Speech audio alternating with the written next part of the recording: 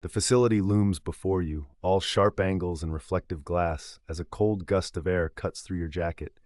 Something about the structure feels wrong. Too flawless, too sterile. No welcome sign. Just a keypad-locked entryway and a faint blue glow from inside. Frost creeps along the edges of the window panes. Above, the pine trees sway in the wind, their silhouettes twisting unnaturally against the overcast sky. The sliding door opens with a hydraulic hiss. The air hits you, dry, metallic, with a faint undercurrent of plastic, like stepping into the mouth of something industrial and alive. Inside, the walls are bright white, the kind of brightness that tightens your chest. Your footsteps echo across linoleum so polished you can almost see your warped reflection in it, and in the distance a mechanical hum pulses, low and steady, like the rhythm of a giant heartbeat. A woman in scrubs approaches, eyes scanning a clipboard rather than meeting yours. "Welcome to Facility 8. Her tone is flat, rehearsed. She hands you an envelope, the paper crisp like it's never been touched by air. "Sign these. NDA, liability waivers, consent forms, standard for psychological studies of this nature." You skim the first page. Legal jargon looms in dense black text. Bullets leap out. Prolonged sensory deprivation, unusual cognitive experiences, induced pareidolia. Your thumb finds your wrist as you read, the worn pattern smoothing against your trembling finger. They want you to note all perceived phenomena in the provided journal. At the bottom of the first page, a line. Room 237 protocol ensures total, a word crossed out, optimal isolation for maximum results. Visual, the clipboard shakes slightly in your grip, words blurring under the unforgiving fluorescent glare. "Everything clear?" The woman interrupts, already indifferent to your answer. You nod, depositing 2 decades of skepticism into a single shred of trust. This is for 10 grand after all. You can endure anything for 48 hours, right? A man in an immaculate lab coat hands you a small box, a journal and pen sealed in plastic. His ID badge says Dr. Kaufman, no handshake. He only gestures toward the screen behind him. A schematic appears, a simple box labeled Room 237. The room is soundproofed, air regulated. No external stimuli, he says. His voice slides into your ears like a scalpel. Too much light, sound, sensory input. It prevents focus. Understand? He maintains eye contact a second too long. Then, the darkness isn't what you should worry about.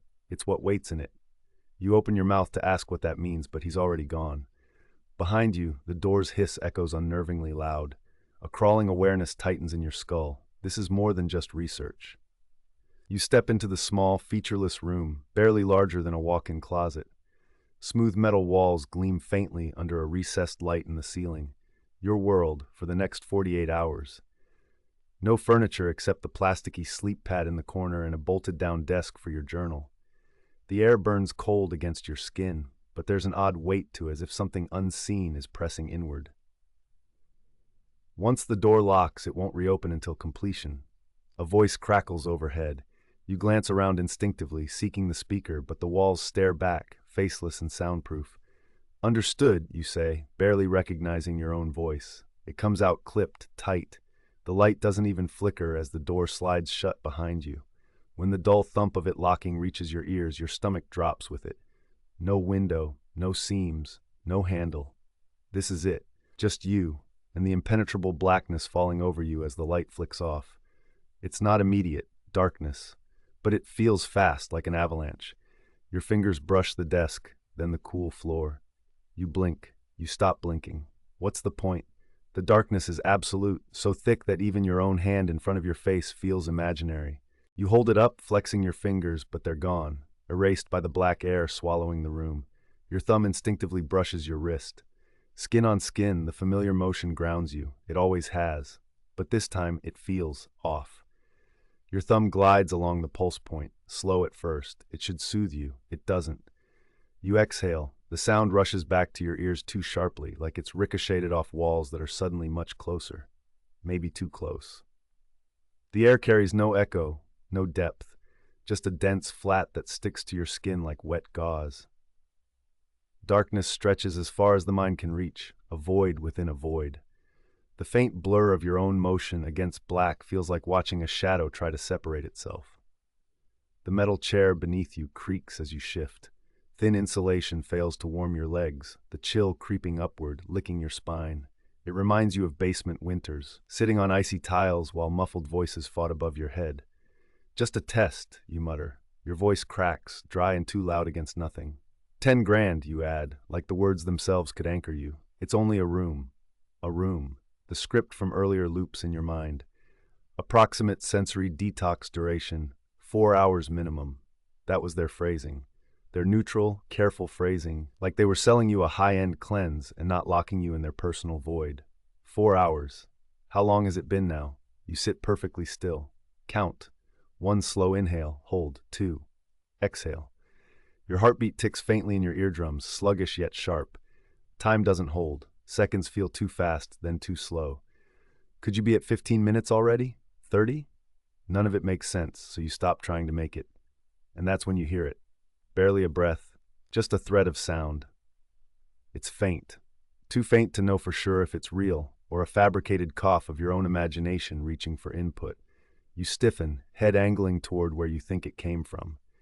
Your pulse jumps. Dry air tightens your throat, your nose filling again with that plasticky staleness the mattress gave off earlier. The rubbery tang clings to your tongue. You swallow against it. Paresthesia. You say the word aloud to make it meaningless. Another faint hum. But this time it's lower, more, deliberate. Knock it off, your mind snaps. It's your brain sinking static. Sensory deprivation does this. The research blogs talked about this exact thing. Hallucinations don't mean you've lost grip. It means your brain's overstretching for patterns, except the patterns stretch back. Your breath hits the void too sharply again as another minute crawls past. You whisper, okay. Like that fixes the uncorked panic crawling into O. A faint metallic clatter startles you. Your hand shoots into the darkness, fingers scrabbling for purchase and closing around something cold, smooth, cylindrical. You lift it toward your chest instinctively, as if holding it would anchor you. The surface feels familiar, polished metal, slightly dented at the base. A flashlight? No, it's smaller, lighter. Your thumb brushes over the top, landing on wax. A candle. You didn't bring a candle in here. Your stomach tightens, each breath shallow and sharp now. A wave of possibilities rushes forward, none of them reasonable. The research assistant hadn't mentioned anything being in the room. No objects, certainly no props. Yet here it is, undeniable in your palm, the wick rough and dry when you flick it. It rolls from somewhere behind you.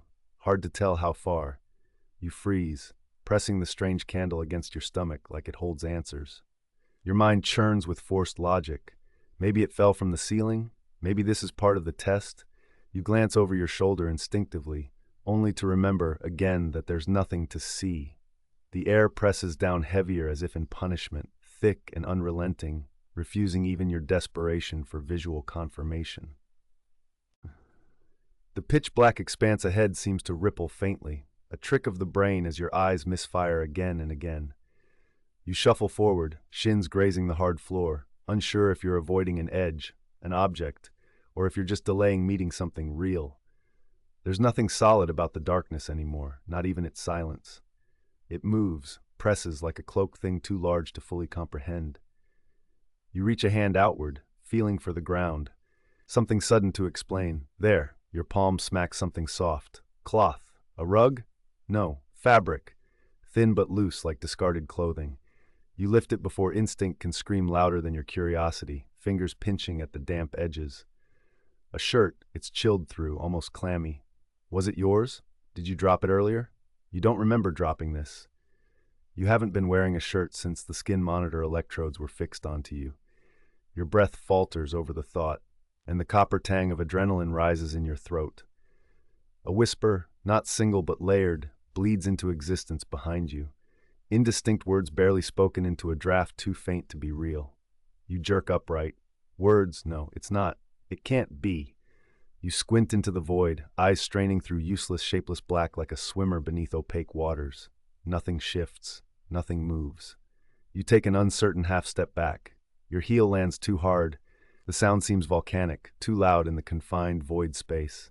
And then the footsteps happen. A lump rises in your throat, too thick to swallow. It doesn't stop. 3 steps. Pause.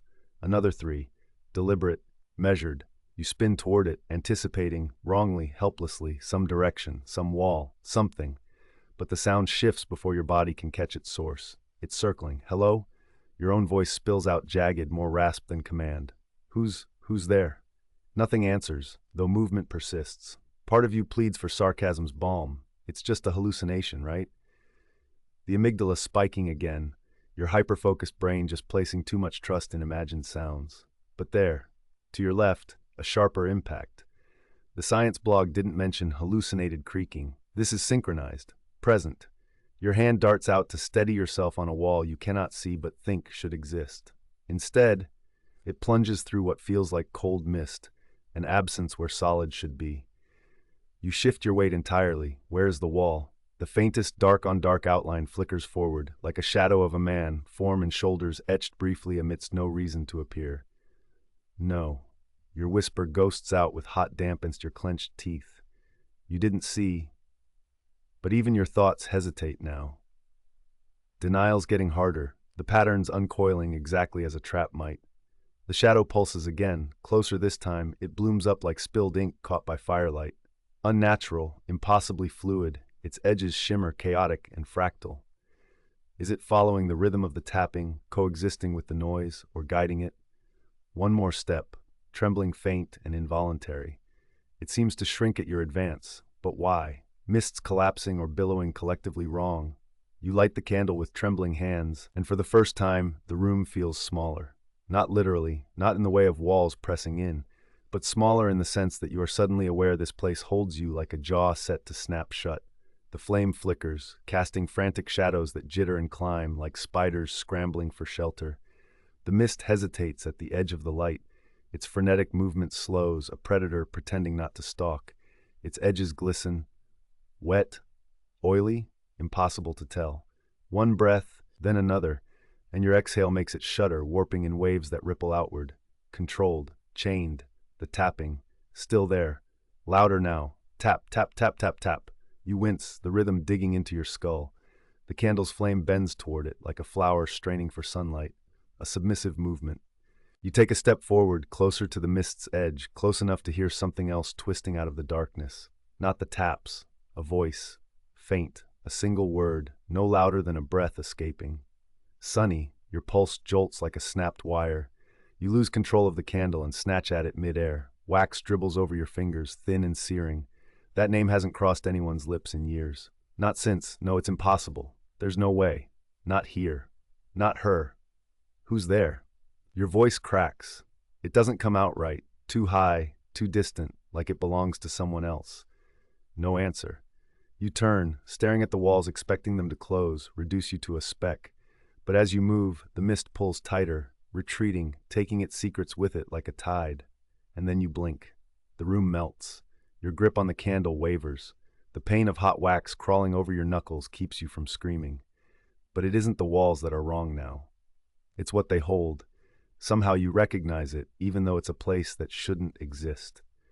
The musty plaid chair, the floor lamp with the fraying cord, the coffee table, low and warped, with a crack running through the grain, a crack that looks jagged and angry, just like your house.